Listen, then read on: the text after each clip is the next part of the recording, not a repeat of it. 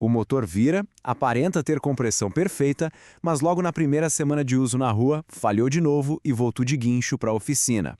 E o problema pode não ser o que a gente pensa. Bom, vamos mergulhar nisso.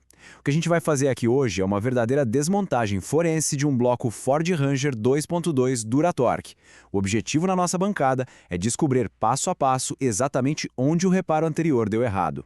Essa é aquela situação clássica, um verdadeiro pesadelo no dia a dia da oficina. O cliente chegou com a falha e o diagnóstico inicial da outra oficina foi raso. Simplesmente foram trocando peças, montaram tudo e torceram para dar certo. Mas, na mecânica de alto nível, esperança não é método de diagnóstico. O motor cedeu de novo porque a causa raiz foi totalmente ignorada. Então, bora abrir esse bloco e investigar juntos o que realmente aconteceu.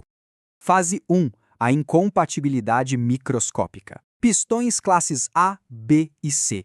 Tudo começa aqui, bem no coração do bloco, na relação microscópica entre os pistões e os cilindros. Olha só que detalhe crucial. A fábrica da Ford não trabalha com apenas um tamanho padrão. Os componentes são classificados por micrometria em 3 classes, A, B e C. E a gente está falando de diferenças de apenas 1/100º de milímetro entre elas. Essa identificação geralmente vem gravada no topo do pistão e ali na face do bloco. A regra de ouro na bancada é inegociável. Tem que combinar sempre o pistão e o cilindro da exata mesma classe. Uma mistura errada aqui e a folga técnica vai para o espaço, gerando um atrito destrutivo absurdo.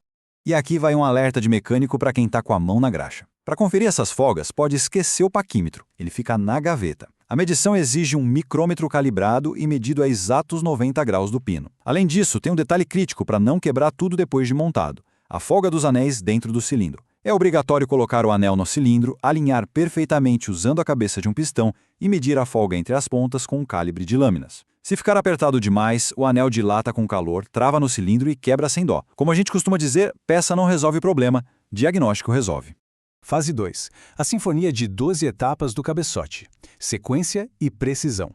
Subindo para o cabeçote, a montagem deixa de ser sobre força bruta e vira, literalmente, a afinação de um instrumento de alta pressão. O bloco conta com 18 parafusos e o aperto segue um rigoroso padrão em estrela, que essa imagem ilustra perfeitamente. A tensão tem que começar obrigatoriamente no centro, nos parafusos principais, e ir se espalhando para as extremidades de forma cruzada. Esse é o único jeito de esmagar a junta de maneira perfeitamente uniforme, sem empenar o alumínio. E não é só a ordem, o manual manda seguir 12 etapas progressivas de torque. A gente tem o pré-aperto, o aperto progressivo, o aperto final e os ângulos rigorosos de rotação. Cada etapa tem que ser aplicada em todos os 18 parafusos antes sequer de pensar em passar para a próxima. E aqui, atenção redobrada. Regra absoluta, use sempre parafusos novos. Parafuso elástico cedeu uma vez, já era. Reaproveitar parafuso velho nesse cabeçote é pedir para estourar a junta na mão do cliente.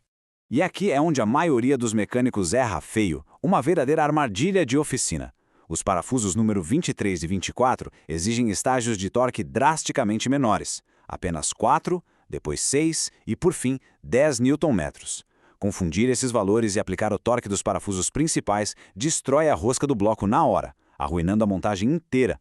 Fase 3. Coletores. Plástico contra aço.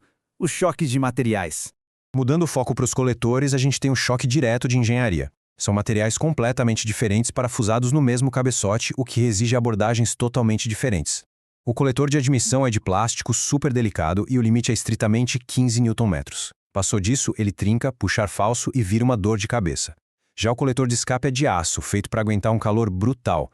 Ele pede 40 Nm de aperto e o uso obrigatório de pasta anti-engripante nas roscas. Fase 4. O sangue do motor.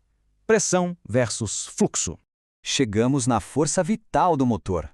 Muita gente acha que ter óleo marcando na vareta significa motor protegido. Mas pensa no encanamento de uma casa com uma caixa d'água.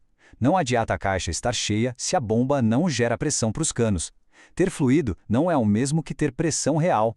Em marcha lenta, o Duratorque 2.2 precisa entregar pelo menos 1,25 bar. Acelerando ali nos 2000 RPM, tem que subir para 2,00 bar.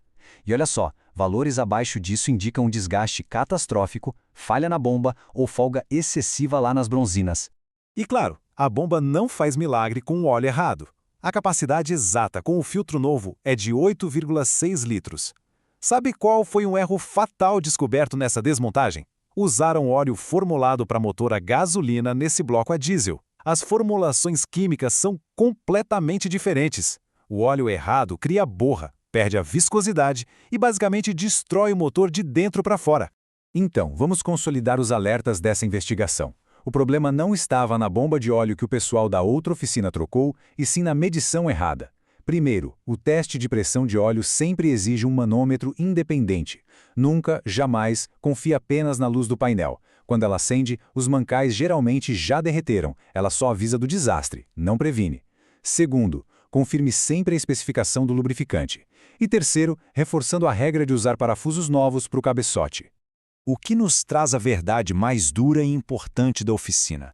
Diagnóstico sem teste é chute. Trocar peça no escuro, sem testar vazão, pressão e medidas, é jogar na loteria com o tempo e o dinheiro de todo mundo. Na mecânica diesel moderna, a tolerância para o achismo é simplesmente zero. Para fechar, a gente entende que a verdadeira maestria não é ter força para girar uma chave, é respeitar profundamente o micrômetro na hora de ver as folgas, o manual técnico na hora do torque e o manômetro independente para confirmar a pressão. É a precisão que evita o carro voltar de guincho. Fica a pergunta: qual especificação rigorosa vai ditar o sucesso do seu próximo reparo na bancada? Pensa nisso. Um abraço e até a próxima análise.